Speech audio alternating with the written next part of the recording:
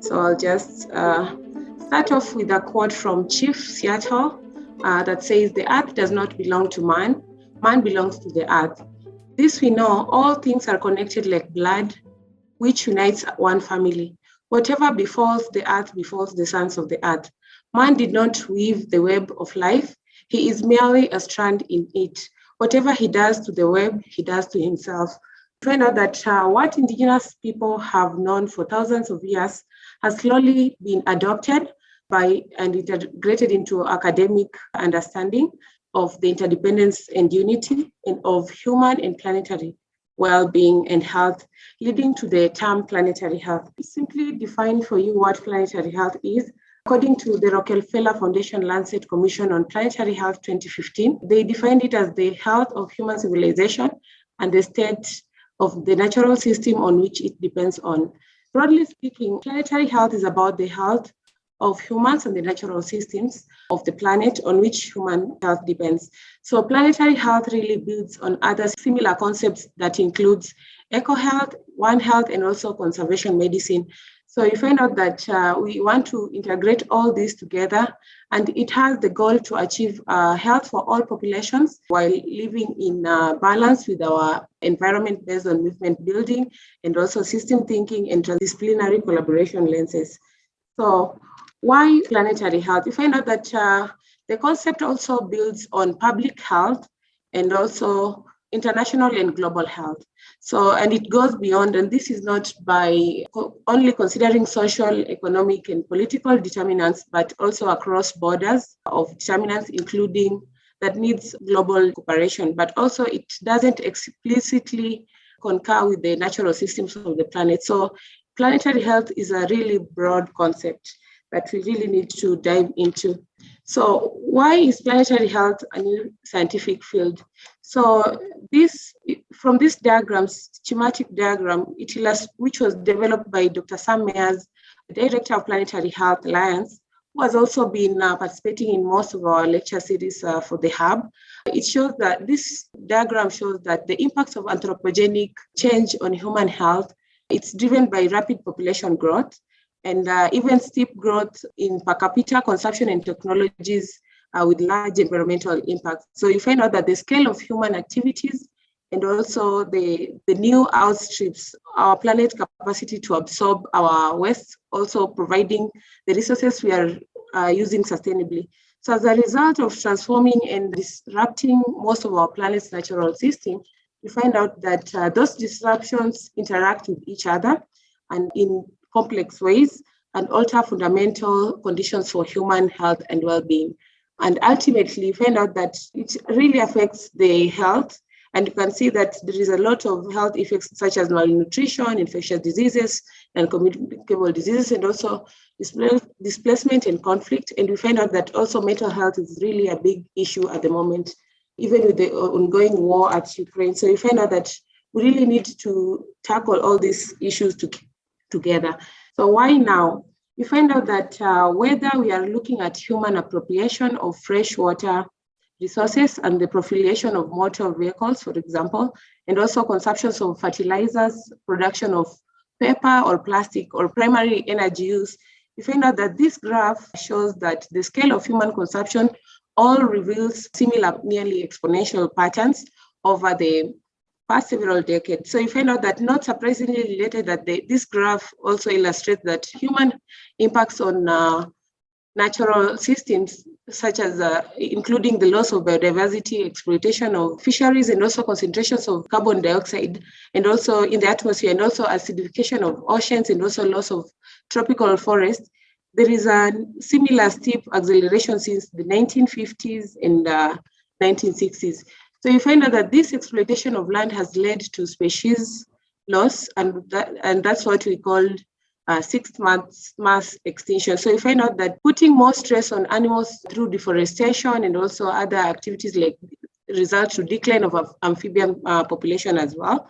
So among others, there is reduction of habitat drives. You find out that in cities, and also it has shown stress in the viral of through the sick animals that resulted to zoonotic diseases like the COVID-19 that we recently had.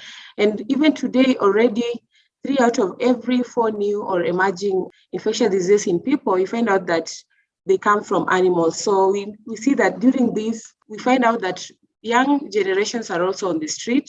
And this is why we really need to act now. And we find out that at some point, when you follow the activists that have been advocating for climate change, you find out that they've urged leaders at even the recent COP26 to think about future generations, So there is a Kenyan activist called as Liz Wathuti. She said that children cannot live on words and also empty promises. So you find out that to build a healthy future for all of us, every child born today will be affected by climate change. We really need to know how we respond and determine the world we live in tomorrow, and will shape the health of children across the globe at every stage of their lives. We need to think about the health, because whether you live in a rural village or a small island in the coastal region or a big city, the climate change really threatens our health. So you find out that the WHO recently said that climate change is the single biggest health threat facing humanity. But to the phrase, it is in a positive sense, climate action is the biggest chance to save our planet and lives now. And in the failure to achieve that, we need a transdisciplinary approach, which is planetary health. And that's why I really wanted to dwell more on planetary health, so that you can be able to learn a lot on how we can handle these situations together. What really makes planetary health so unique and adaptable? You find out there is need for urgency and scale.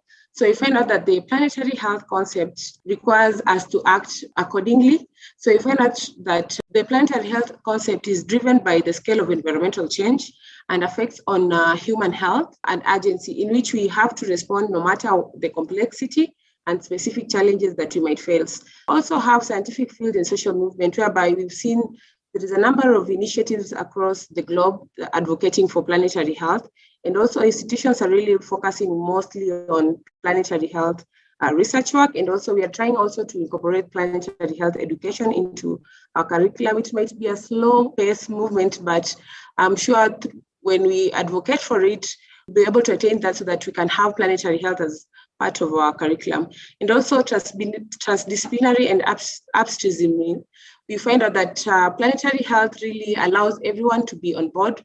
We can work together with the creative arts personnel. We can work with lawyers, we can work with policymakers, we can work with children, it requires everyone to be on board. Planetary health has some key challenges. The first challenge is imagination challenge. We basically tend to rethink the relationship between humans and the planet, but we really don't know that we need to act accordingly. And then there is also the knowledge challenge. We find out that we have a big gap to quantify the health impacts of global environmental change. So you find out that through the Planetary Health Eastern African Hub, we've tried as much as possible to introduce planetary health into different institutions, so that we can incorporate planetary health into the curriculum, so that at least in as much as we have the knowledge, we can also implement these challenges that we face. The other challenge is implementation challenge. We have to develop and evaluate solution strategies for a sustainable lifestyle. So we can't implement the planetary health challenges in silos, but we need each other to work towards attaining it. Why here? Africa is highly impacted by climate change consequences. So climate change is really here, and Africa is not immune, So climate change really disproportionately affects the low and middle income countries, and Kenya and other Eastern African countries are part of it. So we really need African voices, especially women and indigenous populations, which are often disregarded in climate decision making. And we find out that these people are the vulnerable individuals in our societies, and they're the ones who are challenged with climate change issues. And at the same time, we find out that there is a double barrel of disease that is really starting in Africa. So planetary health solutions need to be adapted to the local context. So we need everyone on board. So there is need for research to be done, and we need to enhance dialogue through learning and also in influencing policy, and also implementation as well through research and on climate and health in Africa. So we'll dive into why Eastern Africa and why Africa, and how can we tackle these things, this issue together. So I'll just proceed with my presentation.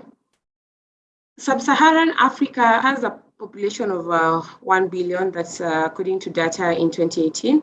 And it has a number of 46 countries, and GDP per capita is around 2,546 USD, terms that is less than that of the global average USD of 12,820. Find out the Eastern Africa incorporate around 18 countries, and we really initiated and formed the Eastern African Hub, and we are still developing. At the moment, we are covering a number of countries where we are working closely with, but we are hoping through advancing of planetary health and promoting planetary health, we'll reach out to more of these countries within Eastern Africa region. What are some of the challenges and opportunities on the way, in the Eastern Africa on the way to planetary health?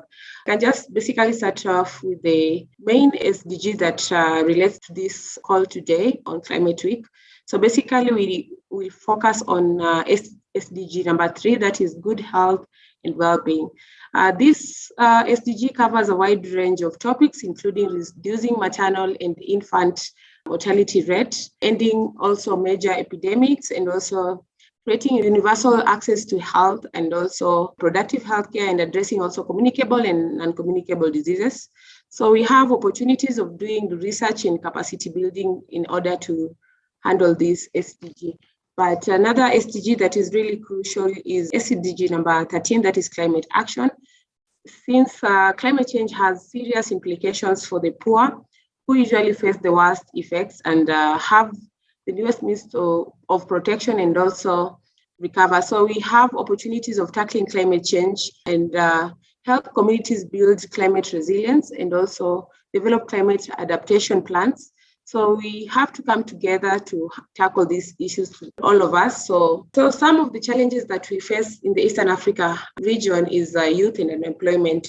And we really know that Africa is still young, and the region is endowed with a young population. If you can see in the data in the shown diagrams, if you compare Africa, Europe, and the United States, we find out that majority of the population are in Africa, the youths. We should take advantage of this so that we could work closely to tackle these issues, since it's the youths are a gem, and we find out that with the unemployment rate being high, we still have opportunities for the youths to handle this situation. But at the same time, we can do this in order to tackle climate change issues. So some of the opportunities we have is training and mentorship programs through the hub. Find out that Women Leaders for Planetary Health this year, they offered mentorship program for women to be able to learn more about planetary health. And they were trained about planetary health so that we could bring more women on the table to discuss climate change issues. So we also have leadership opportunities in this sphere of planetary health.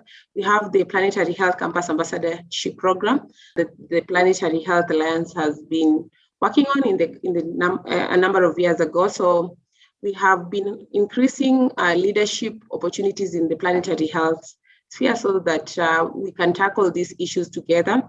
And there is also another issue of curricular development. We see that if in our institution, we align planetary health into our curriculum, we find out that more people will be knowledgeable about planetary health issues. And through that, we could be able to, in the end, tackle climate change issues from institutional level up to a level whereby we'll be doing our research and also in our own jobs that we'll be venturing in. And then also have collaboration and partnerships with people across the globe and other local organizations and also regional organizations focusing on climate change issues. We also need to engage the youth in policy, because we find out that with these issues, if we don't work closely with the policy makers, it will be really tough. And then we have high increased growth of infrastructures. We have lots of ongoing projects that we really need to engage the youth in. At the same time, the Planetary Health Eastern African Hub action points to support the youth through the Planetary Health Alliance. They've been able to recruit lots of individuals from different institutions to champion as Planetary Health Campus Ambassador, so that they can form clubs and do clubs in their learning institutions to do different activities of planetary health. I usually like giving an example of the University of Eldoret. I was a 2019 campus ambassador, and through that, we did a number of activities like solid waste management, wetland conservation, And through that, Planetary Health Alliance offers an opportunity for people to share their local activities on a global scale so that people from other regions can learn from us. And through that, we expanded on our activities. And at the moment, we have even 3 campus ambassadors in our own university. So it really gives lots of opportunities to do this kind of activities. We've also been engaging the student community in Planetary Health lecture series and climate change and leadership coursework, been supported by really our wonderful partner that is German Alliance, Klug. And we've done a number of lecture series and also coursework on climate change and leadership to transform the communities. We have also been enhancing networking through webinar meetings. And also we get the youth to work with the surrounding community. So when you have the opportunity as a campus ambassador, you have to sort of do your activities together with the local community. So we really engage the communities as well. So, and also we have the Planetary Health curricular development at various levels. At the moment, we've been focusing on postgraduate students, especially the master students and the PhD students so that we can align their coursework with Planetary Health as well. Another issue that we have is biodiversity loss. So as we all know that Eastern Africa is the home of the United Nations Environmental Program, having some of the best biodiversity economy because we have lots of wildlife, reserve areas and so on.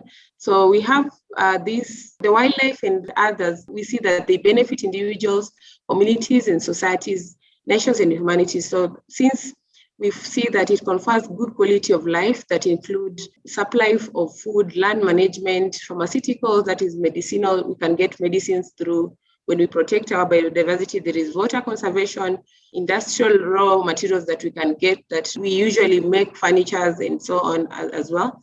And there is also other non-consumptive like the recreational, tourism and aesthetics that we really boost our economy. So biodiversity opportunities include payment of biodiversity through tourism, and for instance, intellectual property right, infrastructure for project development of biodiversity, and also education, because we see that in different curriculum universities teach about biodiversity.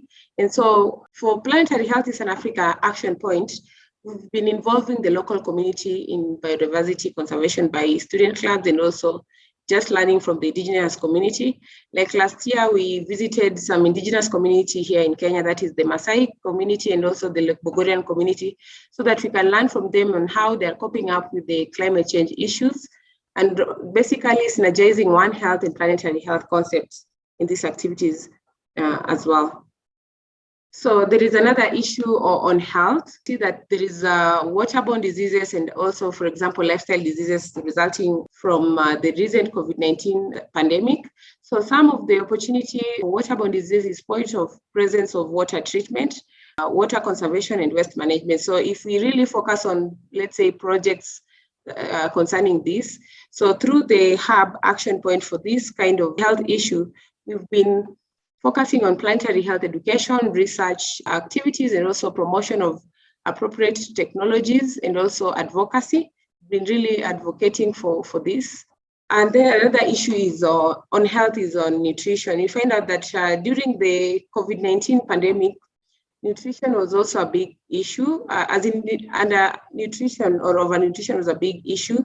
You find out that most community were food insecure and hungry, but through the hub, we've been trying to do lots of education, focusing on education on nutrition aspects. We've been inviting both local and global participants so that they can share their experiences through their different research. Like last year, we did a research on child health nutrition because we find that during the pandemic, especially, lots of families were really affected, and this led to them not feeding their children in proper diet. So there is high rate of children being undernourished. So we did, for example, the University of Eldoret in collaboration with Royal Holloway, University of London, did a project on that. And we'll soon share more about how the research went. But there is need for also capacity building and just focusing on learning from others through benchmarks. Another issue is on the zoonosis and neglected tropical diseases. We find out that COVID-19 pandemic, being a zoonotic diseases, was caused by a bat, which are otherwise important components of biodiversity.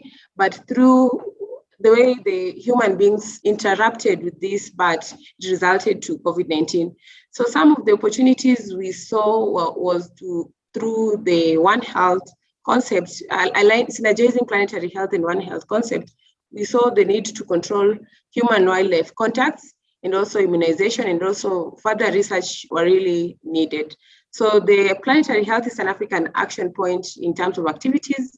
We did lots of education on One Health and planetary health, and also advocacy campaign, and also benchmarking from others, what they're doing and how we'll also follow the WHO measures. So another big issue is on mental health problem. You know that during the pandemic and also just climate change results to mental health distress. And we know within the region, we find out that we have less people who are psychiatrists, or maybe people who really see mental health as a disease. So many people tend to ignore it, but as a part of planetary health action teams, we find out through the campus ambassadors, they have been trying to do exercise through creative arts and also focusing on mental education, so that people can really learn that with the creativity, we can really tackle mental health issues. At the same time, we find out that when we have a crisis like the recent pandemic, most of the youth indulge in drug abuse, but when they have their own talent, they have to use their creativity to tackle these issues. So there is need to focus on mental health and also just tackle mental health research as well. Another issue is on pollution. You find out that there is high rate of pollution in big cities, and also in big cities in Eastern Africa regions, especially.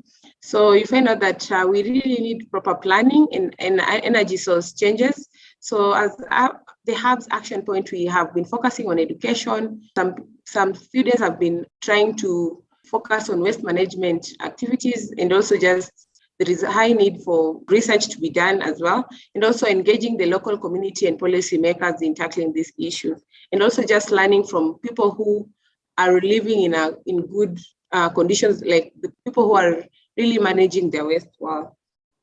And then another issue is on climate change is flooding, loss of biodiversity, as I mentioned earlier, and also frequent occurrence of droughts. So key opportunities and action points, similar to other cases, have been advocacy, awareness creation, and also climate change education. We've been doing a number of education with the global community, trying to understand what climate change is and how can we tackle this issue from knowledge to action, and also just general research to be done in this main global agenda, and also better urban planning to ensure energy conservation is also required. So you find out that as part of action points, the campus ambassadors and also indigenous community were really advocating for change and creating awareness about planetary health. So there is also another issue on land degradation. You find out that people at the moment have really cleared land in replace for agriculture. And they forgot that when you clear let's say a hilly area near, it results to flooding in some other parts of the region. So I think it's due to poverty and lack of jobs that people are really clearing land that were reserved for forests. They have cleared so that they can do agriculture, and in the end, it results soil erosion and also loss of nutrients in diets. And you find out that key opportunities and action point for the hub is to do responsible agricultural practices. Exploitation of other sources of income is required apart from focusing on clearing land for agriculture alone. And also there is need for enhancement of income for value addition, like we can do other activities like beekeeping and so on, and also soil, in order to conserve soil.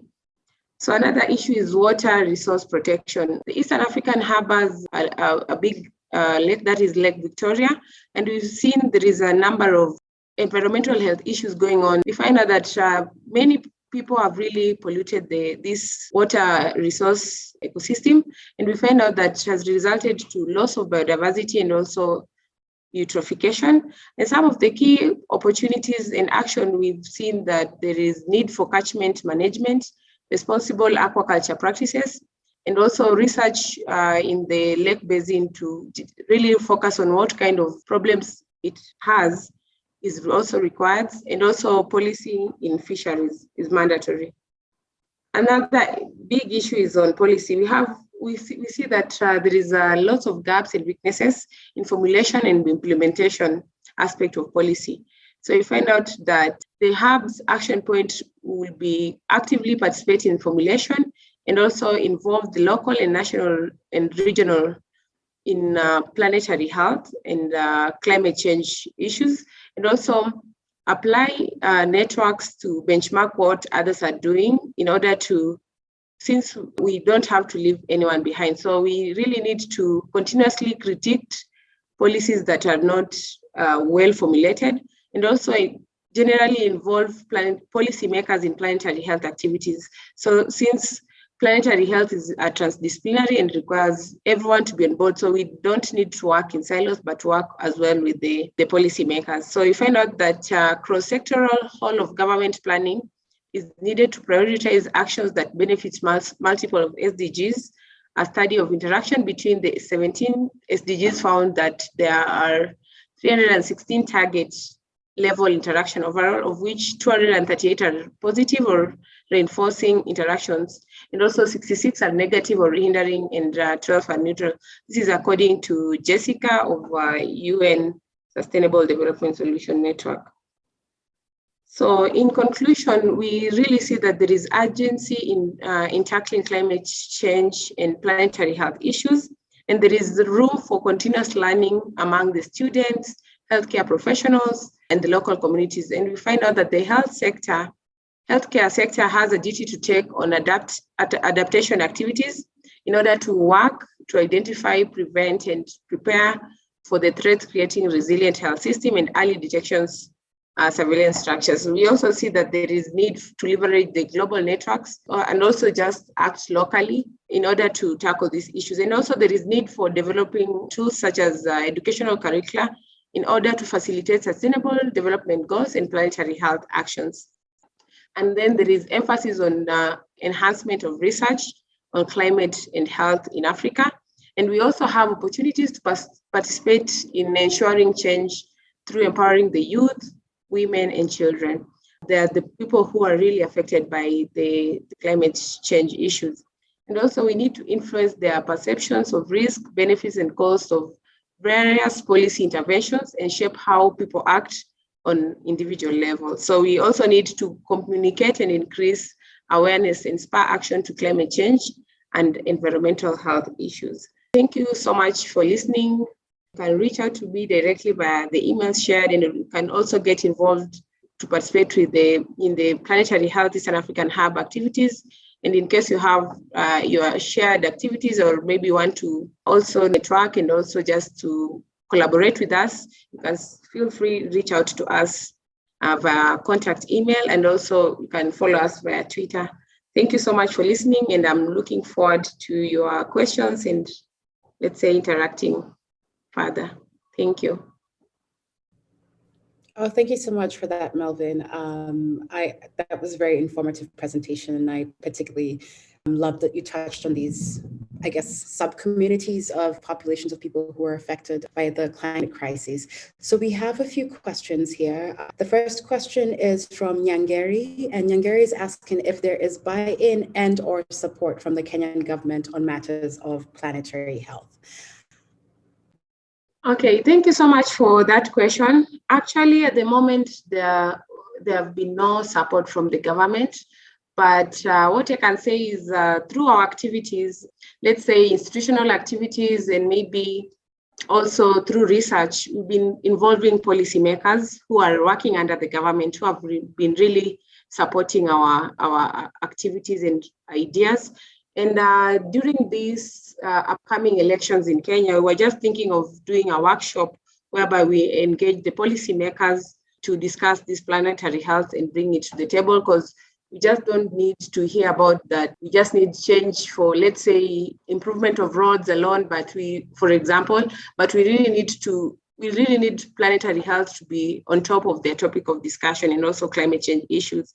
Figuring out how to do a workshop and invite different governmental stakeholders to participate in this and discuss this this planetary health concept with them and how we can just get in touch. We can discuss further with them and involve them as well. Thanks. Thanks for that response, Melvin. One thing that I have recently learned as part of my preparation for a quiz night we're hosting later on today is that there is actually a legal framework for climate change in Kenya. And so there is some traction in terms of the mechanisms and policy instruments that are needed to effect these kinds of changes and engage stakeholders within government. So that is at least a starting point of the fact that, these considerations have to be part of sectoral responses as government policy. I'm going to move on to our next question, which is from Cedric.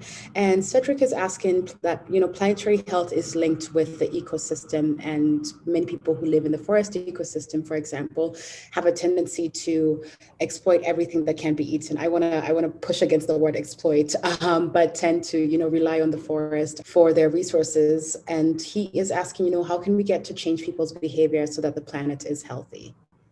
Thank you so much for that question. We really need to create awareness about their actions, and we don't necessarily need to attack them, but we can tell them on the importance of taking care of the environment and the importance of the forest and so on. So through involving the youth and also institutions in this, we will see that when we educate more people about planetary health and align planetary health in the curriculum, so that somebody also, for example, who is doing, let's say, engineering, can align planetary health concept wherever they are. And in the process, they can as well reach out to these communities that are really tampering with the ecosystem, the forest ecosystem. Because, climate change is not affecting one person, but it's affecting everyone. So we don't need to work in silos, but just to try as much as possible wherever we do different activities that tackles climate change and planetary health issues, we just think about how we will also educate the local communities. Thank you. Thanks for that, Melvin. I could not agree more. And I think at the beginning you opened, with a quote from Chief Seattle, which talks about our connection to the resources and natural ecosystems that we have. So I appreciate that tie back into the fact that we need to, incorporate solutions or responses that are inclusive of indigenous communities and people that maybe are not living in urban areas or perhaps even semi-urban areas. I'm going to move on to the next question, which is from Edna. And Edna is asking, considering the great effects that the environment has on human mental health, has the Planetary Health Hub East Africa ever considered plant horticulture therapy as an action plan in mental health? And I'm going to encourage our attendees just to please share any other questions you might have in the chat box. But go ahead and respond to that, Melvin, in terms of, have you considered any plant horticulture therapy as an action plan for mental health? Yeah. Thank you so much for that question. Basically, we've been doing a number of research, but last year, the research that I was just mentioning about child health and nutrition, we are thinking moving forward when we will be advancing that research. We are thinking of encouraging people to practice green spaces in their homesteads and in their living spaces. So as a way of also tackling mental health. And I'm just grateful you handled that, because people really tend to ignore the little the plants, but they don't know that these things are very helpful for our mental health therapy. So we are really going to advocate more on how such kind of implementation programs to tackle mental health. Thanks for bringing it up. Great. Thank you so much, Melvin. I'm just going to go into the next question, which is from Anna. Anna, I believe, is joining us from Berlin. So we've got some international representation. And Anna is just asking, regarding the water resource protection that you mentioned, can you elaborate on the impact on the local environment as well as on human health? I'll avoid asking two questions. So let's start with that, and then I will dig into Anna's second question. Thank you so much for that question. And regarding to that, I was talking about the Lake Victoria region. So you find out that early in the days, you find out local communities used to swim and the water was so clean and so on. But at the moment, due to pollution and other environmental issues, you find that the area is really polluted, and it is even not conducive for them to swim or fetch water for drinking. So you find out on the health aspect, you find out that the communities have lots of diseases like cholera outbreak, typhoid, and others. So you find out that as a result of this, the water is really not conducive for human health or human consumption.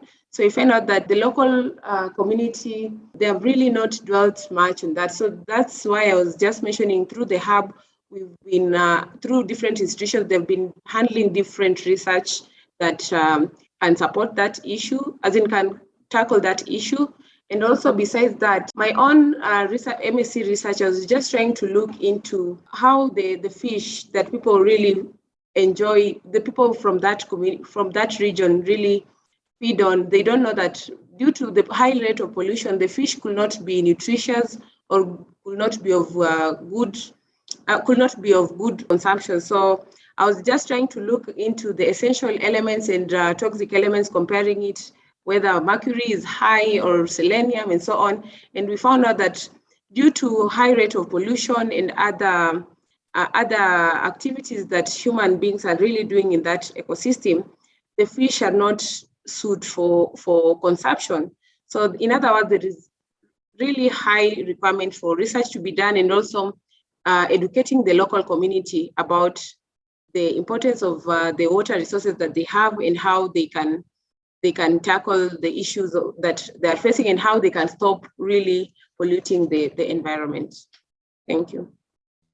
Thanks for that, Melvin. So it looks like you're talking about a community response. And so if I can get into Anna's second question, which is, what are the water management actions and policies that have been taken on the topic? And for context, the Lake Victoria Basin, I feel like I'm giving away all our quiz questions. If you're coming, please don't cheat. Lake Victoria actually does supply Kenya with, it's the #1 supplier of fish in terms of like sources of fish in the Kenyan country. And so this is a very interesting, finding when you were talking about the fact that what you were seeing is that the fish themselves are perhaps not even healthy enough for human consumption, and yet most Kenyans are getting their fish supply from Lake Victoria. So what are the water management actions and policies that are being taken on this topic? We see that, let's say the research communities, like organizations, that like the Kenya Fisheries came free, they have been trying to do like workshops together with the local community and engaging the policymakers in it so that they can handle the situation. And also they're coming up with rules on how even people can practice, let's say, the cage farming. Without knowledge, you find out people are just doing the cage farming everywhere. And there is certain locations that these cage farmings need not to be. Because there is also another issue that comes with where people are doing the cage farming. So find out that through the research organizations and also the local leaders within that area, they're trying to eradicate that. So they have been having lots of conversation and ongoing about that, and they're really trying to see how they can push forward for tougher rules so that the people can really, in as much as we need money, but we can also take care of that lake ecosystem. Thank you. Thank you for that, Melvin. And I think that ties nicely into the question that Dorothea is asking here. First of all, she says, thank you for the excellent presentation. You've mentioned that Indigenous communities have traditionally been living in accordance with planetary health principles, understanding that they would strive in a healthy environment. How do you think that traditional knowledge can be used and made more prominent again in the face of modern pressures and conditions? And I think this is both a question that we are seeing and a change in approaches that a lot of experts are recognizing that Indigenous knowledge does hold, standing in confronting the crisis that we have. So how do you think that traditional knowledge can be used and made more prominent again in the face of modern pressures and conditions? Yeah, thank you so much. I just wanted to echo that through Planetary Health, we've also been working closely with the Indigenous populations, and we've been also embracing the Indigenous knowledge. So for instance, here we wanted to communicate the impacts of climate change through art and dance, and we just kind of wanted to see how could we also learn from the community at the same time. So what we learned, like for example, the Maasai community here in Kenya, and also in Tanzania, for instance, but specifically we were with the Kenyan Maasais, what we learned from them is that in as much as they're living with the wild animals, they are living in unity with them, and they're not destroying their habitats. At the same time, we realize that there is high knowledge required from the indigenous community. So through the hub, we wanted to be a voice for them so that people can learn from them. So it is really important for us to embrace and bring forward the indigenous knowledge. We don't need to neglect that fact and just focus on the modern ways of doing things. As I think about the universe of Friends of Mawazo, which I consider you, I'm seeing again also this pull back to indigenous knowledge. We have a fantastic friend of Mawazo called Susan Murabana, who's an astronomer, and she has began to look into and incorporate traditional sky knowledge into, her field and her work in astronomy. We have one of our board members who is looking into the use of indigenous, vegetables for higher nutrition, and really studying these and wanting to bring these back into a more mainstream rather than this sort of sideline thing that our parents only eat. And so I think there's a lot to be said and done there in terms of just relying on the knowledge that we have always had. I'm going to just throw back to the Lake Victoria region, because it seems there's a lot of interest in that and your research in there. And then Shreya, I do have your question here. I will come back to this. So Calvin is also asking about, is there still an effort to check on industries and residences which have channeled their untreated waste into Lake Victoria? Is it something that you have any knowledge about? Yeah, thank you so much for that question. For sure, through the research organizations around the Lake Victoria, they have been trying to, and the policies that we have here in Kenya concerning pollution of the lake, we see that in most cases, we've been trying to, through the environmental impact assessment has really been done so that these industries cannot pollute the environment. But you see that we don't really need to be like, let's say the policymakers need not to run after these industries, but there is need as Planetary Health enthusiasts, there is need to involve also business corporates or people who are focusing in different industrial activities on to bring them on board so that they can have an understanding, so that it can not be an issue of us as in them being ran after so that they can stop this, but it should stick to their head that there is no need for them to do this because they should know the repercussions that they are engaging themselves into. So in other words, through Planetary Health, we see we are also bringing networks of business corporates, people who are doing big businesses that are polluting the environment, so that at least they have a clear understanding and see a sustainable way of how they could now remove this effluence into the rivers, but rather they can really treat them and before just polluting the raw materials directly to the water ecosystem, which is really bad and devastating to not only the fish, but also to our own human situation. Thanks for that, Melvin. And I what you're saying about, it's about making the value argument that there is something in here for you too, right? You will benefit by preserving these resources. And it's kind of just making that argument to various stakeholders. I'm just going to throw back to Shreya's question here. And she's just asking, how can we create more links between health, ecological, and economic approaches?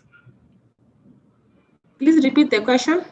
How can we create more links between health, ecological, and economic approaches? Okay, thank you so much for that question. So I'm thinking that we really need to, how we define sustainability for this case, which means meeting our own needs without compromising the ability of future generations to meet their own needs. So in addition to this, we find out that the natural resources that we use, we also need social and economic resources. So sustainability is not just environmentalism, but it's the way we as a person, we handle these things together. And we see that, for instance, the economic sustainability, we have to practice and support long-term economic growth without negatively impacting the social and environmental and cultural aspects. So we really need to see how to to differ these scenarios in different aspects of the community and how we balance both of these. Thank you so much for that, Melvine. We just have one more question here. If anyone else has a question they would like to share, please do type it in. Okay, I do see another question has popped up. Okay, Anna is asking, given the great work that you're doing for the engagement of local and indigenous communities, are you, number one, seeing, and number two, are you measuring changes in their behaviors because they see that climate change affects their health? Basically, is there a link between the work you're doing and a behavioral change in the communities you are working in? Yeah, thank you so much for that question. I'd like just to give an example of the Lake Bogoria community who are really affected by flooding, for example. We literally visited them and we were trying to figure out how are they adapting to the climate change issues.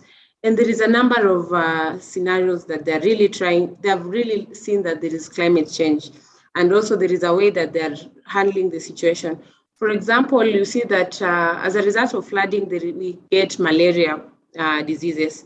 So, and at some point you find out they don't, like the indigenous community really respect their traditional medicines. But you find out that during flooding, these medicines, they're submerged in water and they could not really depend on it again. But some strategies they were doing, for example, is planting, making seedlings so that their medicinal plants cannot be extinct. So they have to practice that, and also at the same time, sometimes they had to use these herbs in order for them to, not the herbs, but let's say the cow dung. They have to use the cow dung in order for them to chase the mosquitoes so that they cannot get the malaria, for example. So there are just some simple strategies that they have been trying to do in order to do so, in order to not be affected with the health implications as far as climate change is concerned in their own areas. So there is a number of things they've been doing, and we've really learned a lot from them. Thanks for that, Melvin. I'm realizing that it is a two-way street. We're learning from them, and also, educating and providing accurate information about the causes of things. I do have a question here from Milena, who is asking about your involvement with young people in planetary health action and how important that is. So she wants to know, how are the voices of young people integrated in planetary health research and policy making in Kenya? Oh, thank you so much.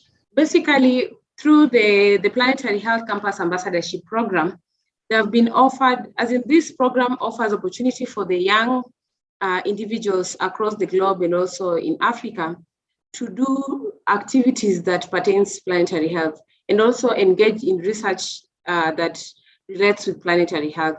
And also they've been given opportunities to share their own ongoing projects that they're doing in their different studies, so that they can share with the world, and also through writing blogs about the activities that they're doing, so that people can learn from them.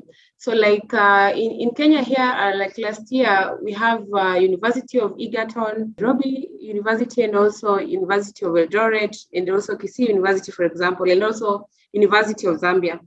They have been trying to really focus on planetary health education so that they can also engage the local community to basically understand what planetary health issue is, and at the same time they share this to the global communities, whatever they're doing.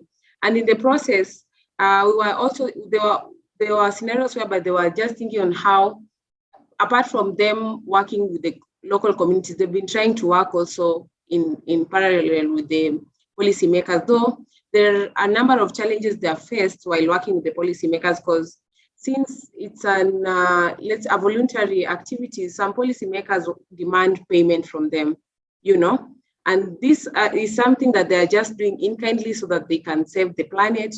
But you find out working policymakers, in most cases, they demand for payment, which sometimes it's really discouraging, but it's a slow way of working with them. But we will see how we'll be able to change this narrative so that they can voluntarily as well just be part of tackling these issues together. Thank you. Thanks for that, Melvin. I think I'm just encouraged that, the young leaders at universities are starting to think about how to engage policymakers, and sincere apologies that we have some problematic ones. I have Edna here who is asking about the nexus between, businesses, innovative enterprises, and the health and planet nexus. How do we encourage businesses and enterprises to innovate and to, see health and planetary health as like an area of investment, I suppose, or an area of partnership and collaboration? Yeah, thank you so much for that question. We can give an example of, let's say, plastics, for example.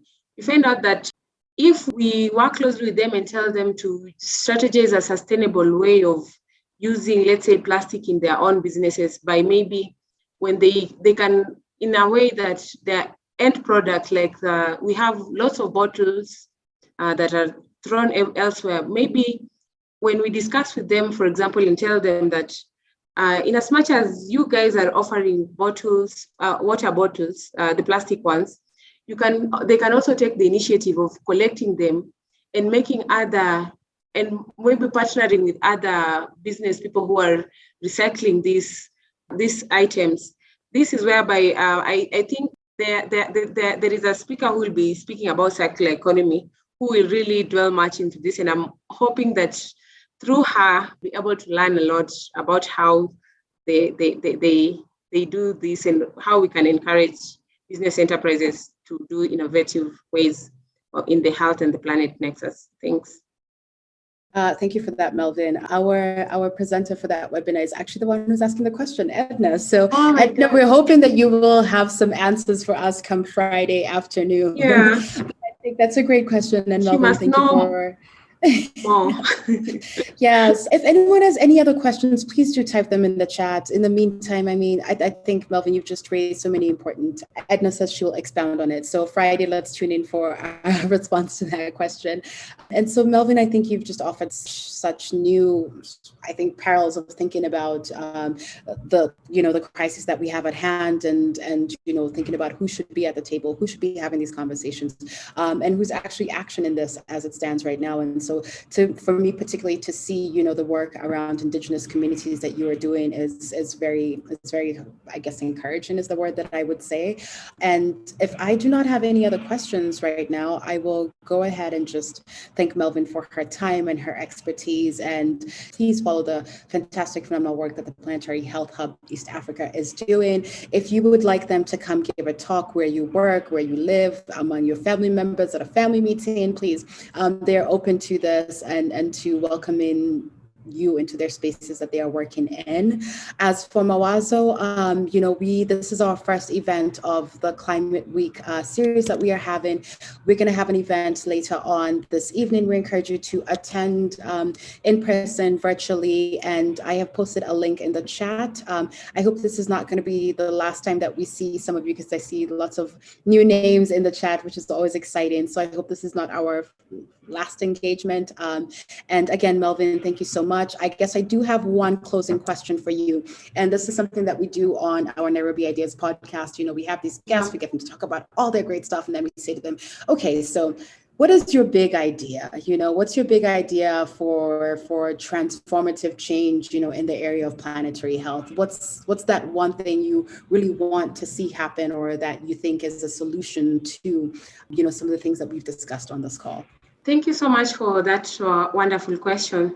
The big idea for us is that I really want to see curriculum development whereby planetary health is part of the curriculum for all courses in institutions in Africa, so that we can have the knowledge and also implement and do the practical work. And we really need to encourage the youth also to do lots of planetary health activities and benchmarking from others at the same time, just working in their own small ways. Because you can start something, but I like giving an example of myself. When I got the opportunity as a campus ambassador, I didn't really want to come out of it just just a mere leader focusing on Kenya alone, but I ended up ensuring that we have to promote planetary health in Eastern Africa region and also across Africa. So we really need to just start small in whatever we do, but we'll know that we'll get there and we'll tackle this climate change and planetary health issues together. Thanks. Thank you so much for that, Melvin. I love that big idea. And I think, curriculum changes is sort of where the inculcation of these ideas has to happen, right? A lot of us are encountering these ideas after, our formal training. And if we can start to get, young minds and thinkers at the time where they're already starting to contemplate the issues that they're really interested in bringing a planetary health aspect, I think that would be really important. I have lots of thank yous coming through. Very engaging presentation and important perspectives. Thank you so much for this informative webinar.